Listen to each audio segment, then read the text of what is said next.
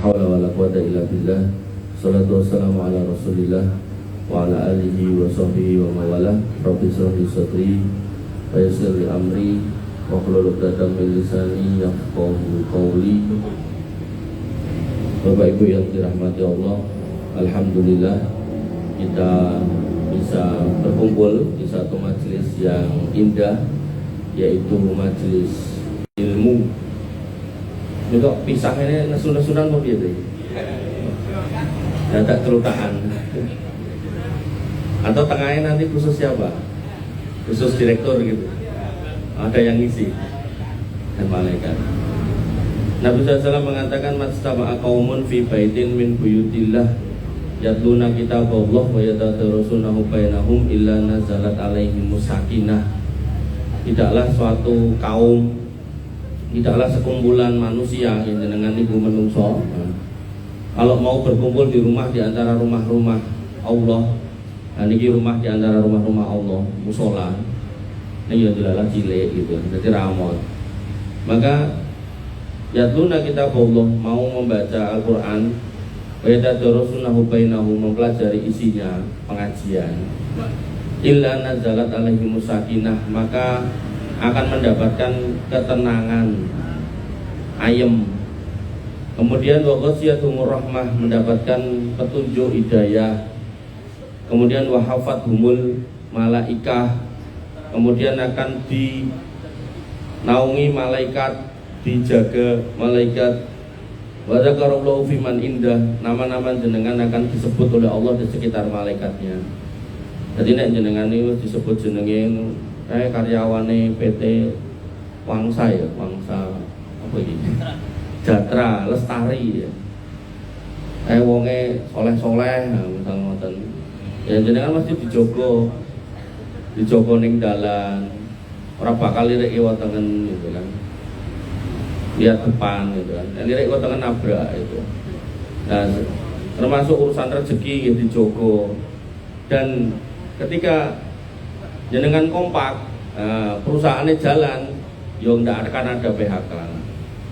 Ya saya juga punya usaha, jadi saya juga ngerti siklus sudut pandang seorang pengusaha dan sudut pandang seorang karyawan.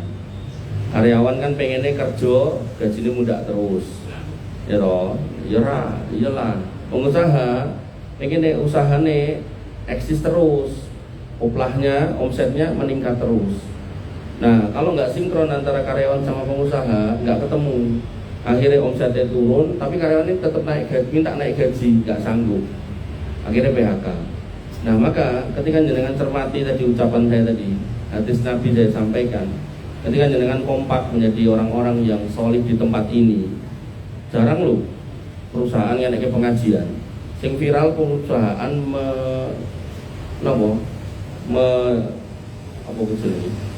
menyimpan ijazah karyawane, terus sholat Jumat mau dibatasi 10 menit gitu kan. Padahal itu karyawane nek wetenge mules terus dibatasi 10 menit terus rampung ngono apa ya, terus pokoknya kudu rene kan yo urung cawe segala macam kan. Tetep entuk suwe to nek urusan ten WC niku to. Makanya Bapak Ibu yang dirahmati oleh Allah Subhanahu wa taala, kadang orang-orang seperti itu tuh nalar logikanya itu enggak dipakai dengan baik. Saya ngisi satu perusahaan dengan mungkin seperti PT 3 Pilar. PT 3 Pilar itu ada satu kasus di perusahaannya itu, ada karyawannya sing tangannya kreatif nih. Kayaknya tolong jupuk ini. Tolong jupuk. Ya dicolong terus dijipuk gitu. Terus dibawa mulih terus didol gitu. Nah, perusahaan itu sudah dibeli sama manajemen Singapura. Manajemen Singapura wong kafir loh, wong kafir. Iki lah ownernya wong Islam to niki. Nah, alhamdulillah. Niku ownernya wong kafir. Niku ngomong karo manajemennya ten kono. Iki menungso iki cedakno karo Tuhane, cobi. Akhirnya nggih karyawan yang Islam yang punya giroh, punya semangat untuk berdakwah. Niku dari dulu niku wis mengusulkan eneke masjid atau musola di dalam pabrik wong karyawane niku ribuan. Niku nggak pernah di ACC. Begitu manajemen dari Singapura bilang gitu, langsung disaut. Ya wes aku njaluk masjid. Sama manajemennya langsung di ACC. Pendopo gede banget mas. Itu dikasih. Wis ki nggo masjid. Jadi pendopo gede yang biasanya mungkin nyanyi-nyanyi gitu nopo, itu di masjid. Ngono kuwi ya sing Islam ya jane sing protes, masjid tok bentuknya pendopo gitu. Ya jadi kalau nggak ngerti fikihnya jangan kemudian banyak komentar itu.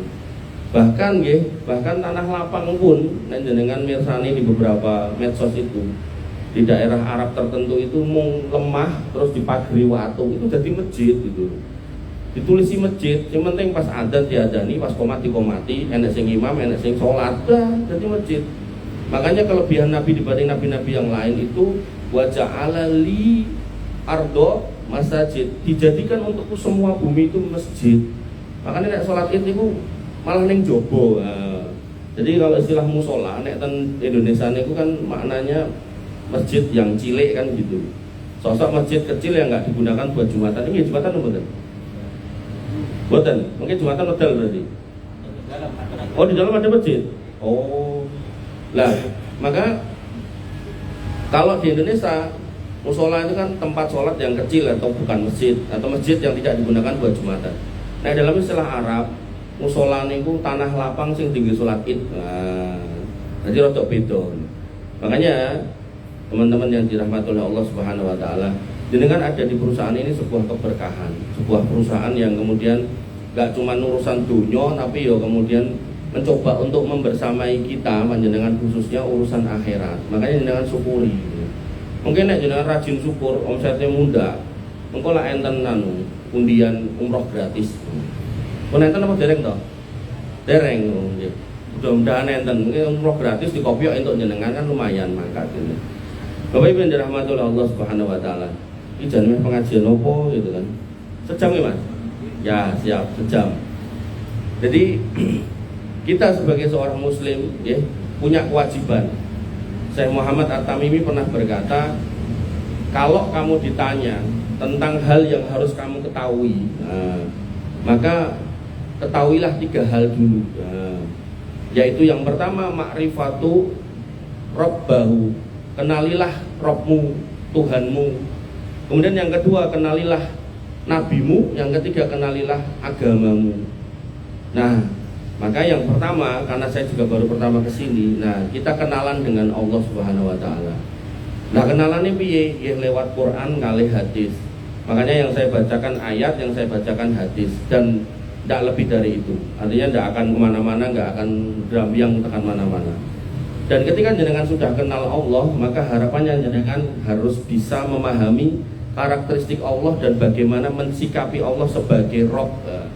Jangan kemudian wis kenal Allah tapi ya tetap biasa-biasa aja. Wong jenengan menungso wae berusaha mengenali iki direkture sing ndi to, oh si kae. Nah, mungkin hormat jenengan sama sesama teman kan beda. Begitu pula misal di kampung, iki RT, iki RW, hormatnya karo RW sok-sok luwih dhuwur timbang RT. Begitu ada lurah, hormatnya sama lurah luwih baik daripada RT atau RW. Maka seorang muslim harus tahu Tuhannya. Tidak boleh tidak tahu Tuhannya. Makanya Allah memperkenalkan dirinya tentang namanya. Allah mengatakan di Quran surat Toha ayat 14, Innani anallah. Ketahuilah nek aku kui Allah.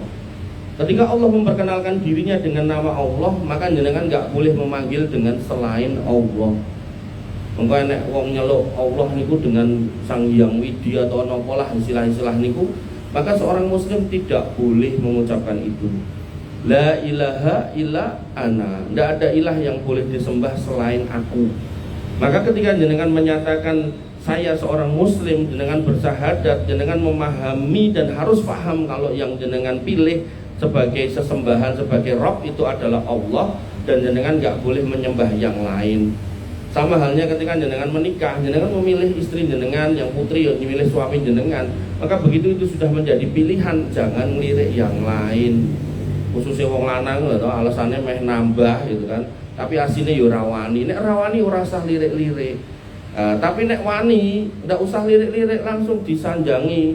Kowe gelem ora tak wayu. Nek gelem mangkat, tapi nek mau lirak-lirik akhirnya yang-yangan, itu potensi terjerumus dalam perzinahan. Dan berapa banyak kasus hari ini kita lihat. Oleh karena itu maka Bapak Ibu yang dirahmati oleh Allah Subhanahu Wa Taala, kembali ke situ. Ketika kita sebagai hamba Allah, kita harus kenal kalau Tuhan kita itu Allah, dan Allah tidak mau diduakan. Kemudian Sehari 17 kali dalam sholat kita mengatakan Alhamdulillahi Rabbil Alamin. Segala puji bagi Allah Rabb semesta alam. Nah, biasanya Rabb itu diterjemahkan sebagai Tuhan, tapi Rabb sebenarnya lebih luas daripada sekedar kata Tuhan. Rabb itu berarti yang menciptakan, yang mematikan, yang menghidupkan, yang memberi rezeki, yang menguasai, yang memiliki, kemudian yang memelihara. Dan itu dalilnya banyak sekali. Dimulai dari Quran surat Tur ayat 35. Allah mengklaim penciptaan semua makhluk. Allah mengatakan am khuliqu min ghairi syai'in am humul khaliqun. Apa kamu itu gak ada yang menciptakan atau kamu menciptakan dirimu sendiri? Ini sebuah majas retorika, sebuah pertanyaan yang gak perlu dijawab karena jawabannya jelas. Gak mungkin kita menciptakan diri kita dan gak mungkin kita diciptakan yang lain selain Allah. Kemudian pada Al Imran ayat 6 Allah mengatakan bahwasanya kita ini mukanya berbeda-beda. Allah mengklaim yang membentuk kita itu ya Allah. Allah menyatakan walladzi yusawwirukum fil arhami kaifa yasha. Allah yang merupakan kalian, yang membentuk kalian, muka kalian, muka kita beda-beda di dalam rahim. La ilaha illallahul azizul hakim. Tidak ada ilah yang berhak disembah kecuali Allah yang maha perkasa lagi maha bijaksana. Kemudian Nabi Musa diminta untuk berikrar Rabbana alladzi a'ta kulla shay'in khalaqahu tsumma hada. Allah, Rabb kita yang menciptakan segala sesuatu dan kemudian memberikan petunjuk. Makanya jenengan akan dapati cecak gak iso mabur panganane napa? Nyamuk sing iso mabur, tapi dia gak pernah kelaparan. Sehingga yang terjadi, cecak dikasih petunjuk bagaimana cara memakan nyamuk, nyamuk dikasih petunjuk bagaimana mendekat kepada cecak dan menjadi rizki buat si cicak. Oleh karena itu maka seorang muslim harus paham semua ini. Kemudian Allah juga memastikan kalau rizki kita termasuk si cicak tadi juga Allah yang memberikan. Senajan wasilai kerja dan memiliki, tapi hakikatnya sebenarnya semua terpulang kembali kepada Allah. Allah mengatakan kul man yarzuqukum minas sama'i wal ard amman yamliku sam'a wal absar wa may yukhrijul hayya minal mayyiti wa yukhrijul mayyita minal hayyi wa may yudabbirul amra fasayaquluna Allah fakul afalatattaqun. Katakanlah, siapa yang memberikan rezeki kepadamu dari langit dan bumi? Siapa yang kuasa menciptakan pendengaran kamu dan penglihatanmu? Siapakah yang mengeluarkan hidupmu dari kematianmu? Dan siapakah yang mematikan kamu dari hidupmu? Dan siapakah yang mengatur segala urusan? Maka mereka, orang-orang musyrik, orang-orang kafir akan mengatakan Allah. Maka katakanlah, mengapa kamu tidak bertakwa kepada Allah Subhanahu wa ta'ala. Wa nibidin azani Allah wa iyyakum. Bahkan ya, Allah Subhanahu wa ta'ala menyebutkan pada Quran surat Fussilat ayat 37, nek semua yang ada di alam ini yang jenengan lihat, matahari, bulan, bintang, langit, gunung, lautan, Allah mengklaim semua itu wa min ayatihil lailu wan nahar wasyamsu wal qamar. Dan di antara tanda kuasa Allah itu Allah ciptakan malam dan siang, kemudian Allah ciptakan matahari dan bulan.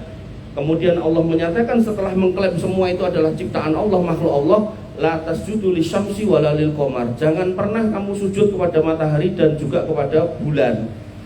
Dan orang manusia dari Inggris, Prancis, Cina, beberapa negara itu bersatu bikin matahari yang kecil, mini matahari. Tujuannya kalau itu sampai terjadi, maka listrik itu bisa mengalir tanpa putus biar pet. Tapi hari ini ya belum jadi itu ciptaan manusia itu. Dan ciptaan Allah sudah ada lebih dulu daripada manusia. Sehingga ketika Allah sudah punya ciptaan yang gede, Allah klaim itu aku sing gawe, kemudian Allah nyatakan jangan pernah mbok sujudi. Makanya begitu kemudian ada orang sujud ke pohon, sujud ke sapi, sujud ke kebo, bahkan sujud ke tikus, ke ular, ke monyet gitu kan. Maka di situ kita dipertanyakan ketika kita diciptakan fi ahsani takwim, kita itu dicipta sebagai manusia makhluk yang paling sempurna. Maka di mana kesempurnaan akal kita ketika kita justru sujud kepada makhluk yang tidak lebih sempurna daripada kita? Makanya Allah tidak sedang mencontohkan binatang yang kecil-kecil itu, tapi Allah mencontohkan makhluk yang gede, yaitu matahari. Bahkan matahari itu aku sing gawe. Ketika aku sing gawe, jangan pernah mbok sujudi. Kemudian wasjudu lillah, sujud kepada Allah alladzi khalaqahunna, yang menciptakan semua itu. Sehingga jenengan yang menaik gunung, kadang niku setelah sekian ribu mdpl jenengan megap-megap, tambahin meneh megap-megap gitu kan. Kadang sampai tekan puncak lau butuh waktu 7 jam, tergantung udaranya, cuacanya, situasinya, gelap malamnya, kelicinannya. Maka jenengan lagi ngunggahi gunung siji wis megap-megap, Maka ketika jenengan sampai atas, pastikan jenengan itu bersyukur sebagai seorang hamba yang kecil di atas ciptaan yang gede, dan jangan pernah bersujud kepada selain Allah. Lakukan malah sing nggon candi cetha pokokan pola. Ngomongnya kudu lewat kene, nganggo lendang iki bayar 5.000 gitu. Lah iki ajarane sapa? Ajarane bae gitu. Lah ket biyen lewat kono ya ora apa-apa pokokan pola gitu kan. Lah ngopo kok dadak bayar ngono? Ya soale nggo tuku rokok. Lah ujunge ya kuwi jane asine gitu kan. Ngono kan jelas gampang lewat kene jaluk rokok lah rampung, malah dadak kokean pola, dadak nganggo lendang segala macam. Maka itu masuk ke wilayah kesyirikan. Maka ketika Allah mengatakan wasjudulillah, sujudlah hanya kepada Allah, berarti kita itu tidak boleh mendua. Ya kados wae lho, jenengan punya istri, yang istri punya suami, dijak jagong, jenenge wong jagong mesti dandan to. Lirak-lirik kiwa tengen iku nek bojone anyel sok manten digrujoke jenengan gitu kan. Tinggal mulih. Makanya Bapak Ibu yang dirahmati oleh Allah Subhanahu wa taala, ketika kita berikrar memilih seseorang menjadi pendampingnya, kita harus berikrar untuk setia. Artinya kalau misal memang bener meh nambah, yo nambah sing bener, dijak nikah, jangan dijak yang-yangan gitu loh. Atau kemudian kalau nggak sanggup, maka fawahiyat hidatan si jiwa diwat-wat sak mateke kan gitu. Engko nek mati nikah neh kan gitu. Nah, maka Bapak Ibu yang dirahmati oleh Allah, Allah menyatakan wasjudulillah, sujud itu ning Gusti Allah. Nah, sekarang pertanyaannya, apakah kita sudah sujud kepada Allah? Nah, dalam konteks sujud ini Allah memerintahkan wa aqimus shalah wa atuz zakah. Salat bayaran zakat, warka'u ma'ar rakiin, ruku' bareng wong ruku', berarti salate jamaah. Jadi pertanyaan buat kita, salat sedina ping 5 wis salat apa urung? Yang kedua, nek wis ping 5 apa urung? Nek wis ping 5 wis jamaahan apa urung? Laki-laki sholatnya di masjid itu namanya laki-laki soleh. Laki-laki sholatnya ning omah itu berarti solehah kan gitu. Karena sing ning omah wong wedok gitu. Makanya Bapak Ibu yang dirahmati oleh Allah Subhanahu wa taala. Nah, pertanyaan berikutnya, kenapa saya harus sholat? Allah menyebutkan pada Quran surat An-Nisa ayat 103, innas sholata kanat alal mu'minina kitaban mauquta. Karena sudah diwajibkan dan waktunya ada. Niku dulu jawaban yang paling utama. Kenapa harus sholat wajib? Sing ngongkon sapa? Allah. Allah ki sapa? Tuhanku, Rabbku. Ya, tadi di depan tadi loh. Yang menciptakan segala sesuatu. Wong nek misal jenengan punya orang tua, wong tua jenengan niku jek duwe sawah, duwe kebon. Kuwi piye carane aja nganti dadi anak durhaka. Mergone apa to? Ben ora ben tetep dikeki napa? Warisan ya to. Wong nek jenengan kurang ajar lah dicoret, ora tak kei warisan le. Ya, itu to. Maka ketika jenengan yakin kalau Allah itu ada dan mengikrarkan jenengan itu seorang muslim yang beriman kepada Allah dan tahu kalau Allah yang menciptakan kita dengan segala mekanismenya, kok ora gelem salat. Nah, kita dipertanyakan, kita ini hamba model apa gitu. Jenengan iki hamba cap apa nek nganti gak salat. Atau nek salat kok ora ping 5 gitu. Atau nek salat ping 5 kok ora gelem ning masjid. Nah, itu pertanyaannya dulu. Bapak Ibu yang dirahmati oleh Allah Subhanahu wa taala. Jadi pertama karena wajibnya. Nah, terus nek kita sholat itu dapat apa toh sebenarnya? Nah, maka disebutkan dalam Quran surat Al-Ankabut ayat 45, inna sholata tanha anil fahsyai wal munkar. Sholat itu mencegah dari perbuatan keji dan mungkar dengan syarat khusyuk. Artinya ketika jenengan sholat dengan baik dan benar, sholat itu akan menjaga jenengan. Oh, ojo cedak-cedak yang jenenge ciu, iki haram. Oh, ojo jikok barangnya perusahaan ini haram.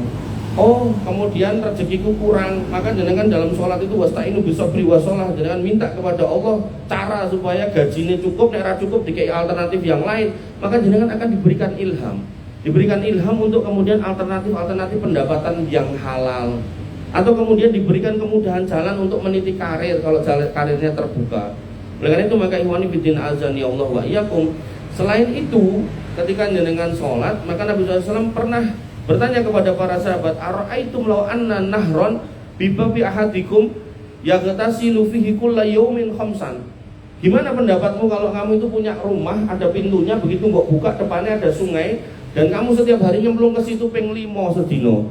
Hal yabqa min daronihi syai', apakah ada kotoran yang tersisa di badan kalian? Qalu la yabqa min daronihi syai', enggak ada ya Rasul, bersih. Wong jenengan kadang sing atus dina pisane wis rumangsa resik gitu kan. Nah, di sini Nabi mencontohkan bahkan sehari 5 kali. Kalau 5 kali manakah masih tersisa kotoran? Pasti enggak, dan memang enggak. Oleh karena itu yang namanya sholat disebutkan di sini fadzalika mislus shalawatil khams. Itulah permisalan dari sholat yang 5 yang hakullahu bihal khotoya, menghapus dosa-dosa kita. Jadi setelah sholat itu mencegah kita dari berbuat keji dan mungkar. Oh aku wong sholat, masa aku mendem. Oh aku wong sholat, masa aku main. Dan konteks judi online ini bahaya banget. Ketika jenengan wis kecemplung, niku ketika jenengan menang pengen main terus ben tambah menang, ketika jenengan kalah pengen main terus ben bales kekalahane.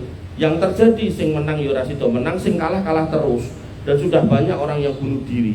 Makanya jenengan kalau benar-benar menghayati Allah sudah melarang itu, boro-boro download ngingo iklannya wegah gitu kan. Nah oleh karena itu maka seorang muslim harus sholat biar kemudian menjaga dirinya dari mau-limo itu loh, nggak cecak-cecak di situ. Dan kemudian ketika akhirnya kita berbuat dosa, sholat itu akan mengurangi, mengikis dosa kita sedikit demi sedikit. Dan harapannya kita menghadap Allah tidak membawa dosa.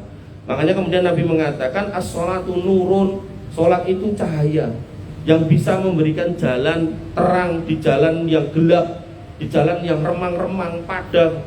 Kemudian wasodaqatu burhanun, dan sodaqah itu adalah bukti, wasobru diaun, dan sabar itu adalah sinar, wal Qur'anu hujjatun laka au alaika, dan Quran akan menjadi argumen yang akan membela kamu atau yang akan menentang kamu di akhirat.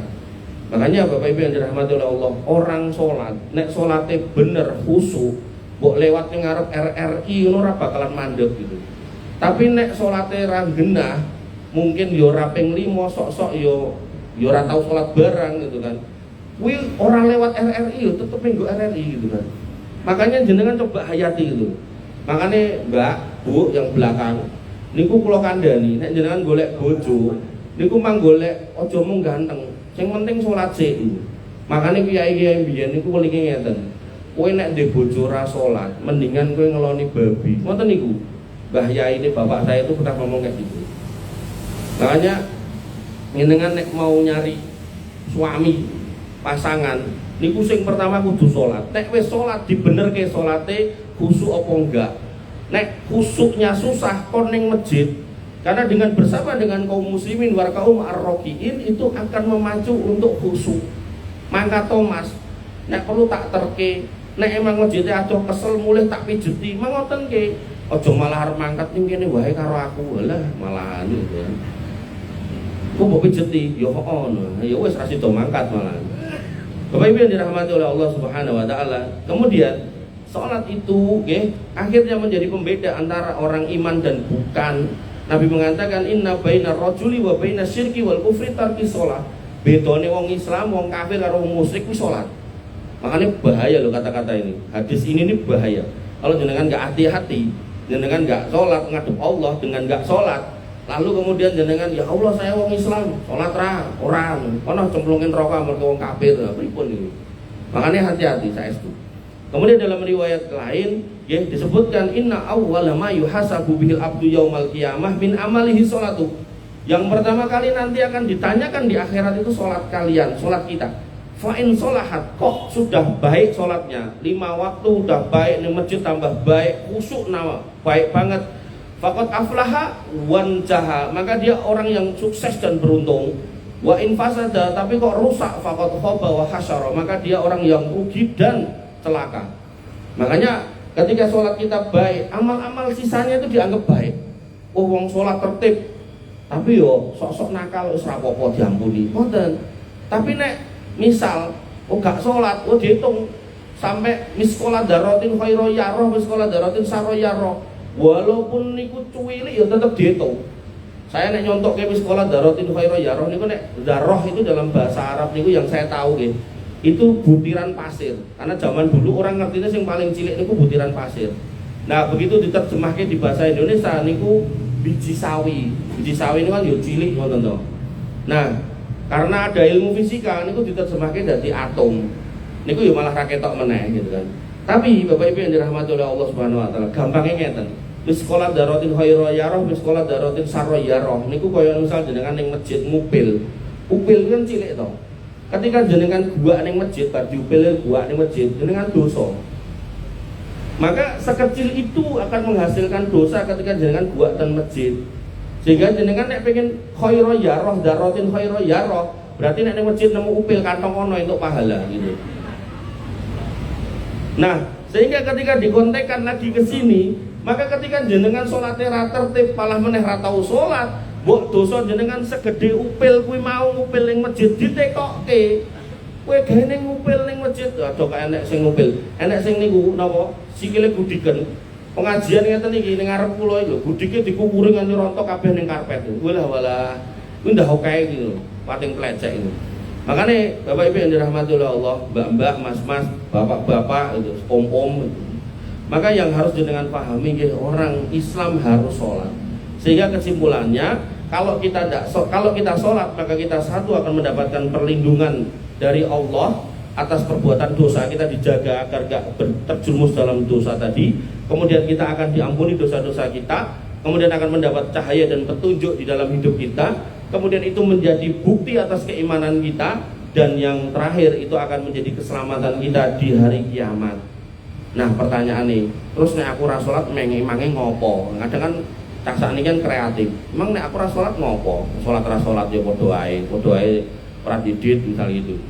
Maka niki saya sampaikan di Quran surat Mudatsir ayat 42 43 disebutkan masalakakum fi sakor, apa yang menyebabkan kamu kecemplung di neraka sakor. Jadi nerakane niku khusus jenenge sakor. Qalu, para ahli neraka itu mengatakan lam nakum minal musallin. Aku dulu ndak termasuk orang-orang sholat. Jadi nerakane khusus Sobi. Makanya nanti dalam bab pintu-pintu surga itu ada 8, dan pintu surga itu dinamai dengan amalnya. Ada pintu jihad, ada pintu sabar, pintu puasa, pintu sholat, pintu sodako. Makanya nek jenengan ahli sholat, pintune khusus. Nek wis pintune khusus ora uyu-uyuan karo wong liya.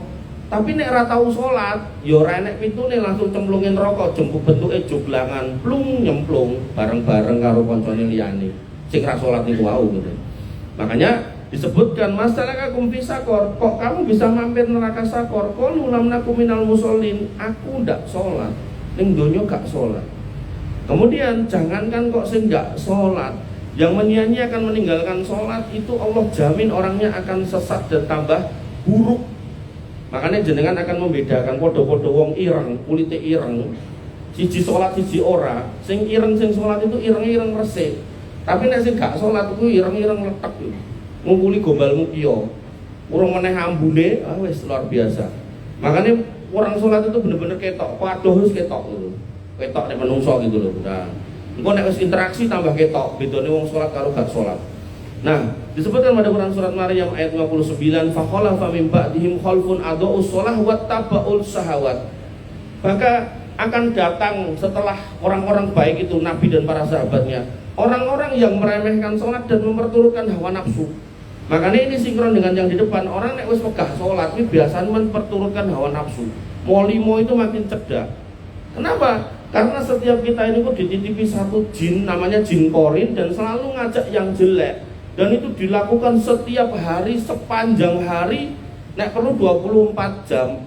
Baru leren ketika masuk masjid, baru leren ketika majelis ilmu, baru leren ketika jenengan sholat. Si jin itu loh. Sampai sahabat itu protes, ya Rasul, apakah jenengan juga ada jin korin? Kata Nabi, aku yo enek, mung jinku wis mlebu Islam. Dadi yang dibisiki bisikan sing api-api. Makanya Nabi dimotivasi sampai sholat nopo tahajud kakine bengkak-bengkak. Lah kita sholat witir pisan we kadang moh gitu kan. Kok witir kadang sholat ping 5 di diskon. Nah, maka yang seperti ini kita introspeksi. Makanya di sini disebutkan orang yang sudah meremehkan sholat, mana akan memperturutkan hawa nafsu. Dan jenengan akhirnya dapat itu niko sing do nganggo klambi oren, wis korupsi 1 miliar kurang, dadi 2 miliar kurang, 10 miliar kurang, 100 miliar kurang, sampai enek makelar kasus ini duitnya nganti meh 1 triliun gitu. Tapi haram kabeh. Tapi di masyarakat ketika ada proposal pengajian yo cair, pitulasan cair, proposal wayangan cair, kabeh cair. Wong Sukoharjo niku wong Kartosuro enten hakim sinten niku. Sampai kasure isore nek 5 miliar, pasar dicekel polisi nitip 500 juta ning satpame. Nitip yo ngono. Nitip aja dipek, nitip gitu kan. Terkenal lomo. Tapi apakah itu harta halal? Tidak, haram. Bapak Ibu yang dirahmati oleh Allah. Makanya orang-orang yang sholatnya itu disepelekan. Apakah sholat ning gak khusyuk? Parah lagi kalau sampai nggak sholat, maka dia akan condong kepada hawa nafsu. Pikirannya pokoknya piye carane memperturutkan hawa nafsu. Padahal Allah mengatakan inna nafsa la'amaratun bisu'il lamma rahima rabbi. Yang namanya nafsu kita dibekali semua, saya ya punya. Dan nafsu manusia itu condongnya pada yang buruk. Tapi Allah merahmati sebagian nafsu sehingga itu berarah pada yang baik. Contoh, wis di bojo jenenge nafsu, akhirnya ya sing dilirik ora bojone dhewe, bojone wong liya. Delalah, bojone dhewe juga dikandani karo setan. Nek ketemu kancane SMA dandan sing wayu, tapi ketemu bojone ra tau adus, kan gitu. Begitu arep jabong wis dandane ra karo-karuan, tapi ning omah gitu kan, ra tau dandan, sok adus yo males gitu kan. Makanya akhirnya bojone sing kakunge nyedaki ya wegah. Terus kemudian ketemu tonggone, kok baradus, ya, akhirnya yang ngelirik tanggane, terjadilah perzinahan. Sebenarnya siklusnya ngoten mawon. Nah, ketika kita paham benar alur mainnya setan ini, maka seorang istri ketika di rumah paham yang harus dimuliakan, yang harus dihormati suaminya. Seorang suami paham perjuangannya di luar rumah untuk orang dalam rumah. Begitu sampai rumah ya nggak usah ngelirik yang di luar. Makanya ketika suami istri ini adalah ahli sholat, orang yang sholat, maka tidak akan sampai pada siklus setan tadi itu. Dia akan ada di pusaran siklus Allah Subhanahu wa taala yang baik, hubungan timbal balik yang baik. Dia akan sholat dan tidak akan memperturutkan hawa nafsu. Kalaupun memperturutkan hawa nafsu, maka nafsu yang dirahmati yaitu kepada mana? Kepada istrinya. Maka Nabi mengatakan fi biti ahadikum sodaqah. Dalam hubungan suami istrimu itu ada sedekah. Sampai para sahabat bertanya, apa iya kita mendatangi istri kita dan menyelesaikan syahwat kita lalu kita berpahala? Nabi pun mengatakan, bukankah kalau kamu datangi yang haram, yang tidak halal kamu mendapatkan dosa? Maka mereka mengatakan iya. Oleh karena itu maka ikhwani fiddin azani Allah wa iyyakum, setelah meremehkan sholat, akhirnya memperturutkan hawa nafsu, Allah menutup ayat ini Maryam 59, fasaufa yalqauna ghayya, maka mereka akan kami kirim ke Ghoya.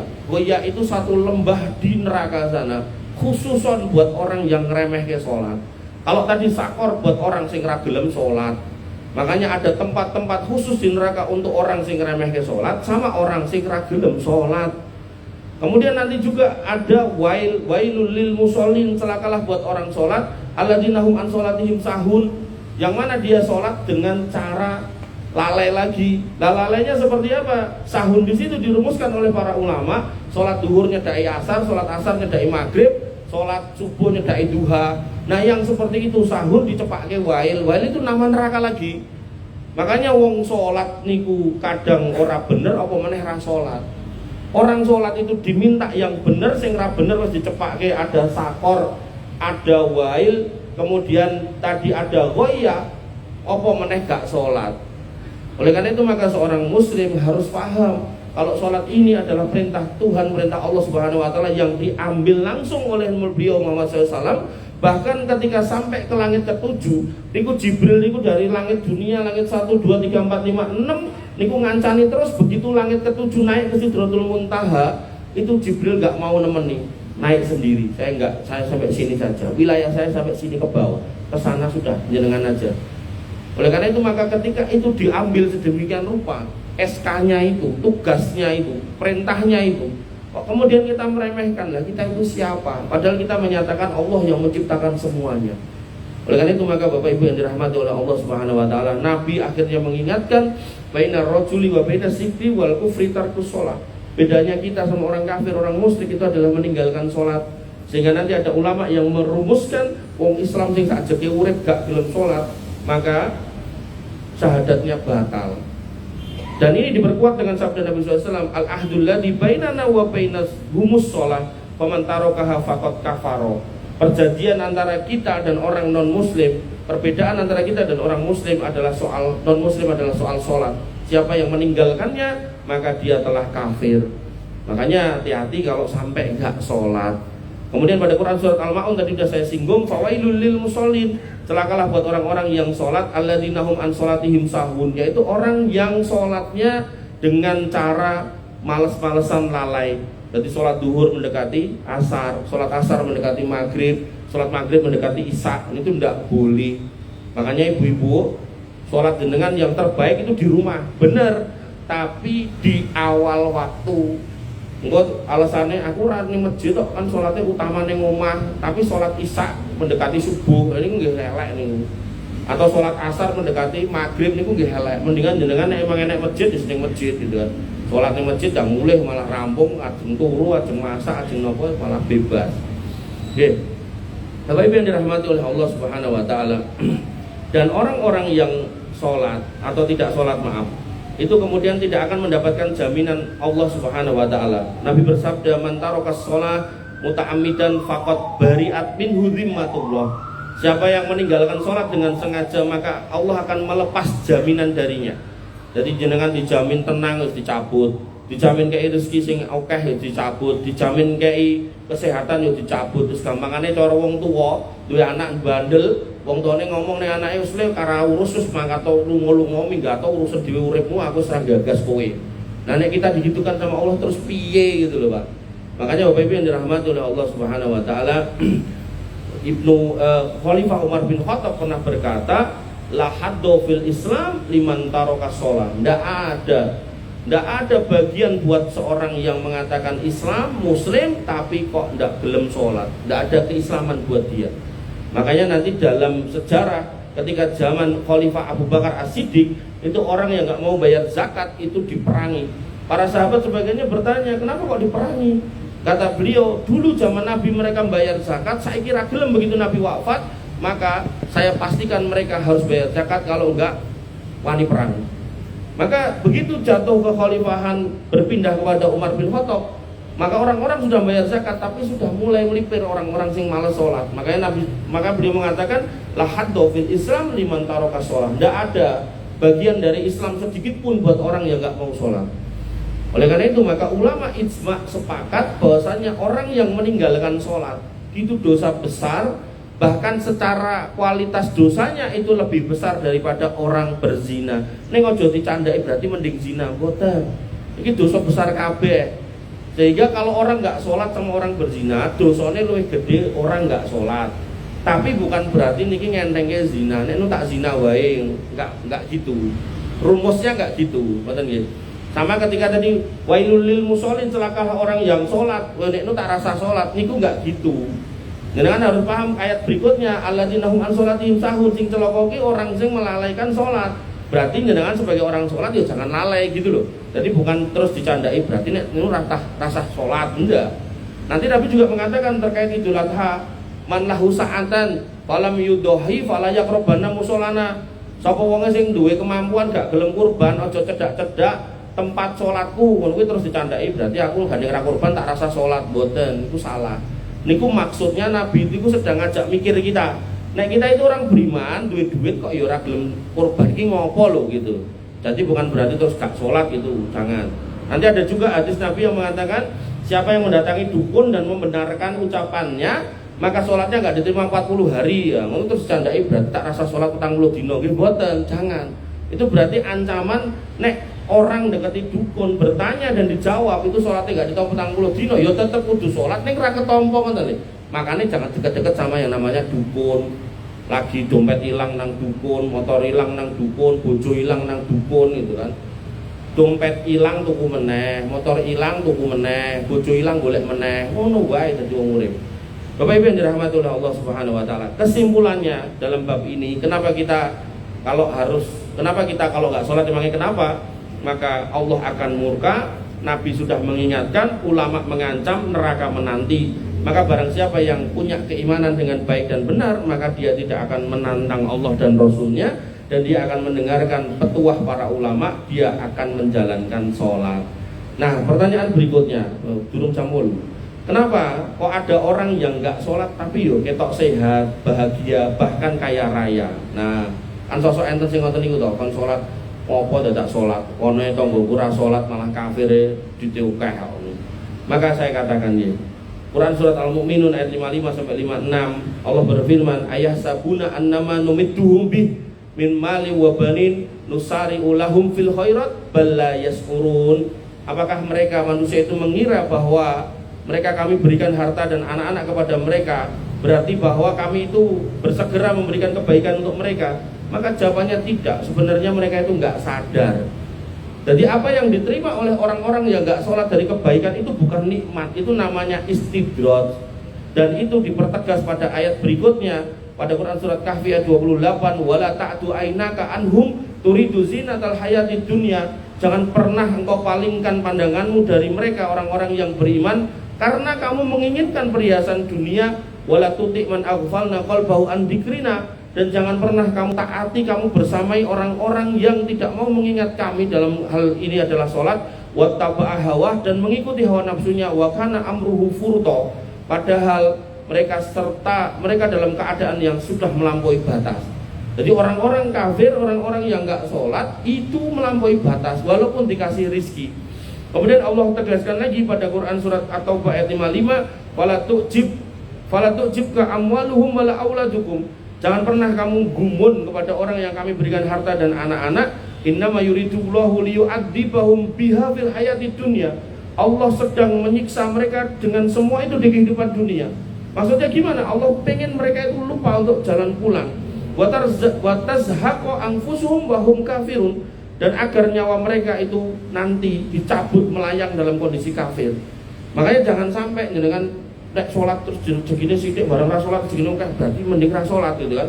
Akhirnya nanti dicabut kita dalam kondisi nggak sholat, wah repot di akhirat nanti Bapak Ibu yang dirahmati oleh Allah Subhanahu Wa Taala.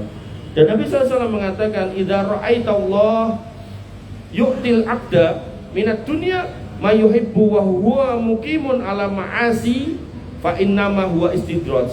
Kalau kamu melihat ada manusia yang Allah berikan dunia jadi orang kaya dan dia sibuk dengan itu, tapi dia di atas kemaksiatan, tukang mabuk sugih, tukang medok sugih, tukang main sugih, wong kafir sugih, ra tau salat sugih, kan banyak tuh kayak gitu toh. Maka kata Nabi SAW itu adalah istidraj.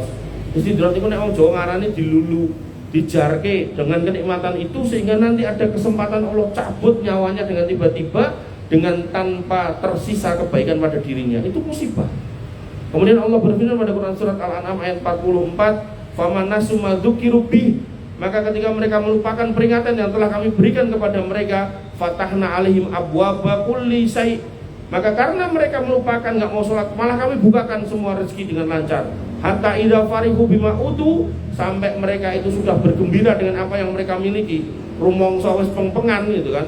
Dikatakan di sini akhadnahum baghtatan fa idahum mublisun, maka akan kami cabut nyawa mereka secara tiba-tiba dan mereka terdiam dalam kondisi putus asa. Oleh karena itu maka Bapak Ibu yang dirahmati oleh Allah Subhanahu Wa Taala, kita sebagai seorang muslim kesimpulannya adalah orang yang tidak sholat namun tetap sehat dan kaya bukanlah tanda bahwa Allah ridho kepadanya. Justru itu adalah bentuk istidraj, ujian tentang keduniaan agar mereka semakin jauh dari Allah Subhanahu Wa Taala sebelum datang adab yang pedih. Dan kebahagiaan sejati itu di atas ketaatan kepada Allah. Dan biasanya, ini biasanya ketika jenengan tobat dari ratau sholat terus sholat, biasanya memang dicoba oleh Allah tuh macam-macam masalah itu muncul. Ning bar niku rampung, bar niku urip jenengan niku sampai mati niku aman terkendali. Makanya jenengan yang hari ini sholatnya cek bolong-bolong niku gendang digenepi dan mempersiapkan hati. Musibah, cobaan atau apapun itu akan datang. Dan ketika itu datang, jenengan istiqomah saja dengan sholat itu. Karena nggak lama itu akan selesai. Dan setelahnya hidup jenengan akan aman terkendali, lancar, rezeki lancar, anak istri aman dan terkendali. Maka kembalikan jati diri kita sebagai seorang muslim. Dan penutupnya, penutupnya ada sebuah hadis qudsi yang diriwayatkan oleh Abu Dzar Al-Ghifari, yang disampaikan oleh Abu Dzar Al-Ghifari. Nabi SAW bersabda, Allah Subhanahu Wa Taala berfirman, ini memang rumah Allah berfirman, ya ibadi, wahai hambaku, kita semua, lau anna awalakum wa akhirakum wa anfusakum wa jinnakum, kalau kalian semua, manusianya dan jinnya, dari yang pertama lahir sampai yang terakhir, kanu ala atqa qalbin rajulin wahidin, kalian semua ngumpul dengan hati yang sama sebagai manusia paling bertakwa. Manusia paling bertakwa Nabi Muhammad, hati kita sama kayak Nabi Muhammad semua, orangnya soleh-soleh, solihah semua, taat semua, tunduk semua, patuh semua. Maka kata Allah Subhanahu Wa Taala, mazada dzalika fi mulki syai'a, maka ketakwaan kalian yang baik semuanya ini tidak akan menambah kekuasaanku sedikit pun. Artinya tanpa kita menjadi orang yang bertakwa, Allah tetap kuasa.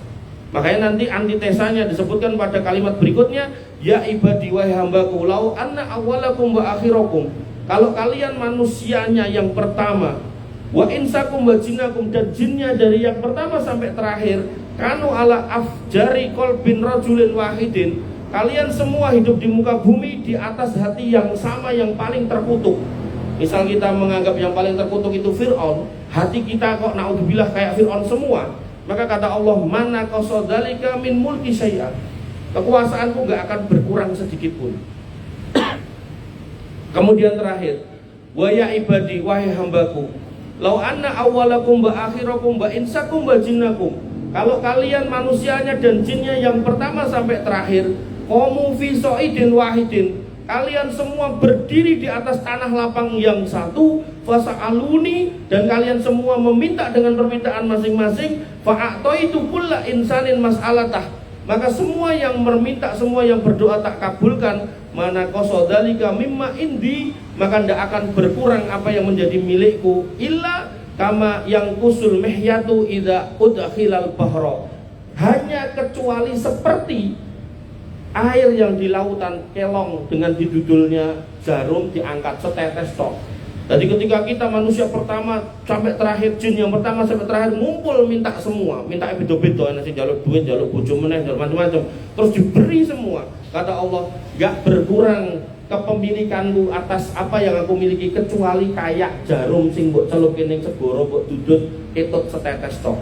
Oleh karena itu maka Bapak Ibu yang dirahmati oleh Allah Subhanahu wa taala, closingnya adalah Allah kuasa dan maha kuasa di atas segala-galanya. Allah memiliki segala-galanya, baik kita sebagai hamba itu bertakwa ataupun tidak, sholat ataupun tidak. Sehingga ketika kita kemudian mau sholat, jangan pernah berpikir nek jenengan nggak sholat Allah akan berkurang kekuasaannya. Tidak, sama sekali tidak. Sehingga dalam hal ini yang harus kita pahami, sholat itu kebutuhan kita, bukan kebutuhan Allah. Nek jenengan gak sholat, Allah juga gak peduli sama kita. Oleh karena itu kalau Allah gak peduli sama kita, ya mendingan kita mencari pedulinya Allah, mencari kasih sayangnya Allah dengan cara sholat. Dan sholat ini menjadi indah ketika dibingkai dalam rumah tangga bersama-sama. Makanya Nabi SAW memuji suami istri yang saling mengingatkan.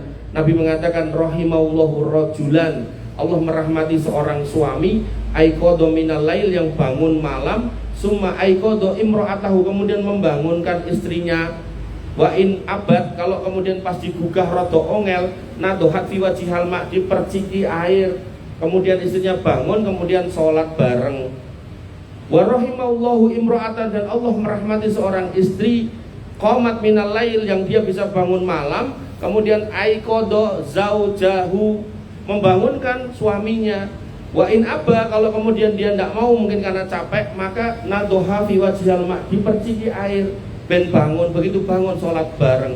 Maka sebagai seorang muslim, wabil khusus kepala rumah tangga, jenengan harus selalu mendoakan keluarga jenengan, Rabbana hablana minas solihin untuk putranya, kemudian Rabbana hablana min azwajina wa dzurriyyatina qurrata a'yun waja'alna lil muttaqina imama. Ya Allah, karuniakanlah kami ini punya pasangan-pasangan dan keturunan-keturunan yang bisa menjadi pelipur hati, pelita mata. Pelita mata niku mboten mung nek disawang nyenengke mergo ayu, mergo ganteng, mergo resi, tumpakane apik, mboten. Tapi maknanya adalah ketika jenengan mencari mereka, jenengan dapati mereka sedang beribadah. Anakku ning ndi yo salat, alhamdulillah. Bojoku ning ndi yo, oh ngoyak rondo sebelah. Nah, itu berarti jelek. Nah, berarti bojoku ning ndi salat, alhamdulillah. Oh bojoku sing ayu dhewe kae ning ndi yo. Kayak sholat kok ora ketok, ning ngamar dolanan Shopee Pay, Shopee online kuwi ya niku yo elek. Sholat ya sholat gitu kan. Nggih. Makanya yang harus kita pahami seperti itu. Kemudian Nabi Ibrahim juga berdoa agar kemudian keturunannya itu selalu mendirikan sholat. Nggih. Itu yang bisa saya sampaikan. Ada yang mau ngejak rame nggak? Tidak ada. Kalau nggak ada kita tutup dengan doa. Ngoten ta Mas? Ya, siap. Kita tutup dengan doa, panjenengan aminkan. Semoga kita termasuk orang-orang yang menegakkan sholat. Insya Allah nanti doanya isinya sekitaran terkait dengan meminta agar diistiqomahkan dalam sholat. Bismillahirrahmanirrahim. Alhamdulillahirabbil alamin. Hamdan syakirin hamdan naimin. Hamdan yuafi ni'amahu wa yukafi mazidah. Ya Rabbana lakal hamdu kama yanbaghi li jalalika wa azimi sultanik. Rabbana lakal hamdu anta nurus samawati wal ardi wa man fina wa lakal hamdu la ilaha illa anta subhanaka inna kunna minadh dhalimin wa illam taghfir lana wa tarhamna lanakunanna minal khasirin. Allahumma ighfir lil muslimina wal muslimat wal mu'minina wal mu'minat al-ahya'i minhum wal amwat innaka sami'un qaribun mujibud da'wat wa ya qadiyal hajat. Rabbana zalamna anfusana wa illam taghfir lana wa tarhamna lanakunanna minal khasirin. Rabbana ighfir lana dzunubana wa li ikhwanina alladziina sabaquna bil iman wa la taj'al fi qulubina ghillan lil ladziina amanu rabbana innaka ra'ufur rahim. Rabbana ighfir lana dzunubana wa li walidina warhamhum kama rabbawna shighara. Allahumma ighfir lahum warhamhum wa'afihim wa'fu anhum wa akrim nuzulahum wa wasi' madkhalahum waghsilhum bil ma'i wasalji wal barad. Allahumma taqabbal minna siyamana wa qiyamana wa ruku'ana wa sujudana wa taqassu'ana wa tadarru'ana. La ilaha illa anta subhanaka inna kunna minadh dhalimin wa illam taghfir lana wa tarhamna lanakunanna minal khasirin. Allahumma inna nas'aluka al-huda wa tuqa wal 'afafa wal ghina. Allahumma inna nas'aluka ilman nafi'an wa rizqan thayyiban wa 'amalan mutaqabbalan maqbulan. Ya arhamar rahimin irhamna faghfir lana ma qaddamna wa ma akharna wa ma a'lanna wa ma asrarna wa ma anta a'lamu bihi minna. La ilaha illa anta subhanaka inna kunna minadh dhalimin wa illam taghfir lana wa tarhamna lanakunanna minal khasirin. Rabbana hab lana min azwajina wa dhurriyyatina qurrata a'yun waj'alna lil muttaqina imama waj'alna lil muttaqina imama. Allahumma ja'alna muqiminas shalah wa min dhurriyyatina rabbana wa taqabbal du'a. Allahumma ja'al hadzal baladan aminan mutma'innan warzuq ahlahu minas samarati wajnubna wa banina an na'budal asnam. Allahumma aminna fi awtanina wa aslih a'immatana wa wulata umurina. Rabbana hab lana minas shalihin. Rabbana hab lana minas shalihin. Rabbana hab lana minas shalihin wasma'na fi zumratil muwahhidin wa adkhilnal jannati ka jannatin na'im ya arhamar rahimin ya dzal jalali wal ikram. Allahumma inna nas'aluka al-jannah wa na'udzubika minan nar. Allahumma inna nas'aluka ridhaka wal jannah wa na'udzubika min sakhatika wan nar. Wa ya muqallibal qulub tsabbit qulubana 'ala dinik wa ya musarrifal qulub sarrif qulubana ila ta'atik.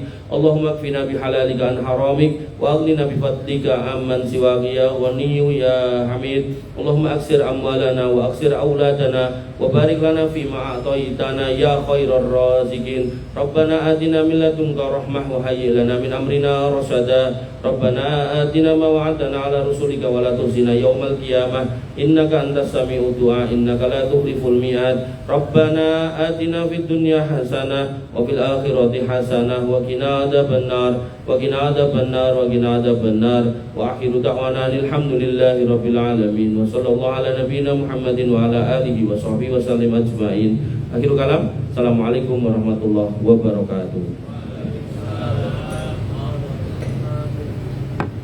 Demikian